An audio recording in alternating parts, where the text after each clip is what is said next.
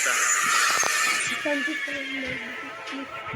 खूनी बाबा evil none और mister meet की तरफ देखता है और उनकी ऐसी हालत देखकर वो बहुत ही ज्यादा गुस्से में आ जाता है और फिर वो जोर से चिल्लाता है। इसके बाद खूनी बाबा मिस्टर मीट और इविल नन की तरफ मुड़ता है और अपनी शक्तियों से दोनों की बर्फ को पिघला देता है। दोनों की बर्फ पिघलाने के बाद खूनी बाबा उन दोनों के नीचे एक पोर्टल खोलता है और अपनी शक्तियों से खूनी बाबा दोनों को पोर्टल में गिरा देता है और खुद भी उस पोर्टल में कूद जाता है। लेकिन आखिर ये पोर्टल कहाँ जाके खुलेगा? अरे ये क्या, ये तो जाना पहचाना घर लगता है, लेकिन ये किसका घर है? अरे हाँ, याद आया, ये तो ग्रैनी का घर है। तभी वहां पर एक पोर्टल खुलता है और उसमें से मिस्टर मीट और इविल नन एक एक करके गिरते हैं और खूनी बाबा मिस्टर मीट के ऊपर कूदता है और फिर खूनी बाबा मिस्टर मीट से बोलता है कि मिस्टर मीट, जल्दी से उठ जाओ, मुझे पता है कि तुम बेहोश होने का नाटक कर रहे हो और अगर तुम नहीं उठे तो मैं तुम्हें दुनिया से उठा दूंगा। ये सुनते ही मिस्टर मीट डर जाता है और डर के मारे तुरंत उठकर खड़ा होने लगता है और फिर वो खूनी बाबा से बोला, खूनी बाबा, मुझे माफ कर दो, मेरी कोई गलती नहीं है। इस इविल नन ने मुझे थम्स अप और चिप्स लाने के लिए भेज दिया था, इसलिए मैं वहां पर नहीं था और मैं जब वहां पर पहुंचा तो इविल नन फ्रीज पड़ी थी और इसी के वजह से वो तीनों वहां से भाग गए। इसमें सारी गलती इविल नन की है। मैंने तो उन लोगों को रोकने की कोशिश भी की थी, लेकिन उन लोगों ने मुझ पर भी हमला कर दिया और मेरी हालत भी खराब हो गई। मैंने तुम दोनों को एक काम दिया था, वो भी तुमसे नहीं हुआ और बहाने बनाकर बचने की कोशिश कर रहे हो। ये तुमने ठीक नहीं किया। चलो, ये तो तुमसे पहली बार हुआ है, इसलिए इस बार छोड़ रहा हूँ। अब जल्दी से इविल नन को उठाओ, मुझे तुम दोनों से एक और काम है। अगर वो काम भी ठीक से नहीं हुआ तो वो तुम दोनों का आखिरी काम और आखिरी दिन होगा। ये सुनकर मिस्टर मीट इविल नन की तरफ बढ़ता है और उसके पास जाकर उसे लातों से मार मार कर उठाने लगता है। थोड़ी देर मारने के बाद वो बोलता है, ए इविल नन, जल्दी से उठ जा, अगर तुम नहीं उठी तो खूनी बाबा तुम्हारे शरीर का सारा खून निकाल कर पी जाएंगे और तुम्हें दोबारा देंगे। ये सुन के इविल नन को होश आ जाता है और वो उठने लगती है। खड़े होते ही वो खूनी बाबा की तरफ मुड़ जाती है। तभी खूनी बाबा इविल नन से बोला कि तुम्हारी लापरवाही की वजह से वो चारों हमारे हाथों से निकल गए। अब दोबारा ऐसी गलती नहीं होनी चाहिए, वरना मैं तुम्हें दोबारा कब्र में गाड़ दूंगा। और इधर घर के अंदर ग्रैंडपा घोड़े गधे सब कुछ बेचकर मजे से सो रहे होते हैं। लेकिन आखिर ये ऐसा क्या काम कर रहे थे जिसके कारण इनको नींद आ गई? अरे ये क्या, ग्रैंडपा का टीवी तो ऑन है। शायद ग्रैंडपा टीवी देख रहे थे और उसे देखते देखते सो गए। लेकिन ये टीवी में क्या चल रहा है, चलिए देखते हैं।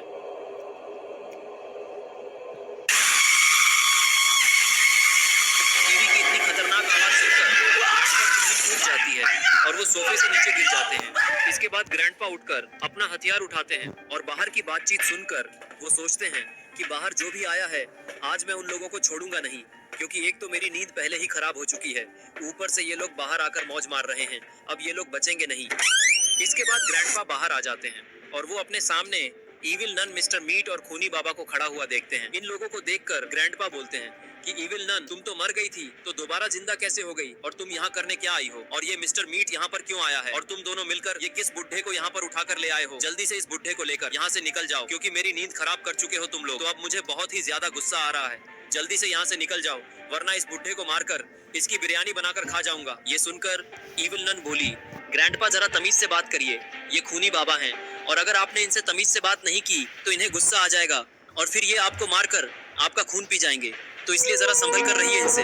देखो, तुम जो कोई भी हो, यहाँ से चुपचाप वापस लौट जाओ, वरना मेरा दिमाग पहले से ही खराब है, क्योंकि उन लोगों ने मेरी ग्रैनी को मार दिया है और तुम लोगों ने मेरी नींद भी खराब कर दी, तो इसलिए यहाँ से लौट जाओ, वरना मैं तुम तीनों को मार डालूंगा। ये सुनकर खूनी बाबा बोलता है, ग्रैनी, ग्रैनी को क्या हो गया? उसे जो भी हुआ है तुम उसे मेरे पास ले आओ, मैं उसे जिंदा कर सकता हूँ, और अगर वो जिंदा हो गई तो बदले में तुम लोगों को मेरे लिए काम करना पड़ेगा, और अगर तुमने काम करने से मना किया या काम ठीक से नहीं किया तो तुम्हारे साथ साथ तुम्हारी प्यारी ग्रैनी को भी मार दूंगा और फिर यहाँ से तुम्हारी लाश जाएगी, वो भी 4 कंधों पर। अबे तू क्या मेरी ग्रैनी को जिंदा करेगा? तू तो मुझे शक्ल से कोई ढोंगी बाबा लगता है, तेरे अंदर कुछ शक्ति भी है। चल ठीक है, मान लिया कि तू असली है, लेकिन अगर तूने ग्रैनी को जिंदा नहीं किया तो मैं तुझे यहीं पर जिंदा गाड़ दूंगा। ये सुनकर खूनी बाबा को गुस्सा आ जाता है और वो ग्रैंडपा पर अपनी छड़ी से हमला कर देता है, जिससे ग्रैंडपा दूर जाकर गिरते हैं।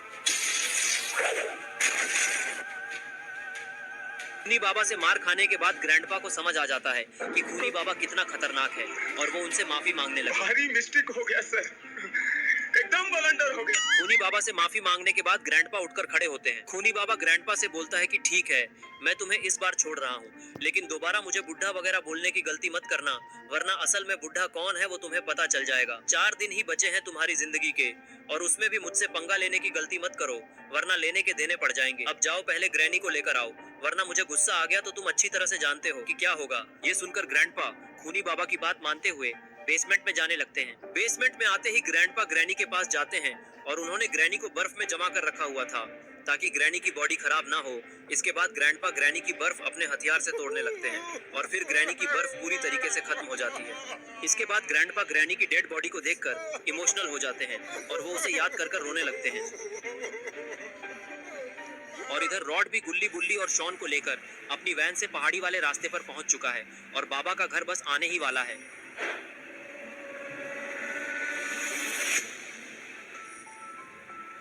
और थोड़ी देर में रॉड बाबा के घर पर पहुंच जाता है और वो अपनी वैन को बाबा के घर के बाहर खड़ा कर देता है और ये लोग देखते हैं कि बाबा तो अभी भी गहरी तपस्या में लीन हैं। इसके बाद गुल्ली बुल्ली और शॉन एक एक करके वैन से उतर जाते हैं और बाबा के पास आकर उन्हें देखने लगते हैं। बुल्ली कहता है कि ये क्या बहुत गहरी तपस्या में मग्न हैं, अब हम इन्हें कैसे उठाएं? जो भी उनकी तपस्या तोड़ेगा बाबा तो उसकी अच्छी खासी कुटाई कर देंगे। लेकिन तभी शॉन के खुरापाती दिमाग में एक तूफानी आइडिया आता है और फिर वो बाबा के कसरत वाले मशीन पर लेट जाता है और भारी वेट को उठाने की कोशिश करने लगता है। लेकिन तभी शॉन वेट को नहीं संभाल पाता और वेट उसके ऊपर ही गिर गया और वो बहुत ही तेज चिल्लाने लगता है, जिससे बाबा का ध्यान टूट जाता है और वो जाग जाते हैं और फिर वो शॉन के वेट को हटाते हैं और शॉन उठकर खड़ा होता है। इसके बाद बाबा गुल्ली बुल्ली से पूछते हैं कि तुम लोग आधी रात को यहाँ पर क्यों आए हो और ये शॉन इतना भारी वजन क्यों उठा रहा था? वो तो अच्छा हुआ मैं सही समय पर उठ गया, अगर मैं नहीं उठता तो इसका तो काम तमाम हो जाता। अभी शॉन बताता है कि बाबा वो मैंने आपको तपस्या से उठाने के लिए ये सब किया, क्योंकि अगर मैं आपकी तपस्या भंग करता तो आप मेरी चटनी बना देते और हमें आपकी मदद चाहिए। आपकी छड़ी चोरी हो चुकी है और उसे चुराने वाला मिस्टर मीट है और मिस्टर मीट ने उस छड़ी को नकली बाबा को दे दिया, जिसकी शक्तियों का इस्तेमाल करके वो खूनी बाबा बन चुका है और अब वो बहुत ज्यादा पावरफुल हो चुका है और वो हमें मारना भी चाहता है। बाबा आपको जल्दी कुछ करना होगा, नहीं तो बहुत देर हो जाएगी। इधर खूनी बाबा ग्रैंडपा का वेट करके पागल हो गया है और वो इविल नन और मिस्टर मीट से बोलता है कि जब तक ग्रैंडपा नहीं आ जाता तब तक मैं शहर के चक्कर लगाकर आता हूँ और फिर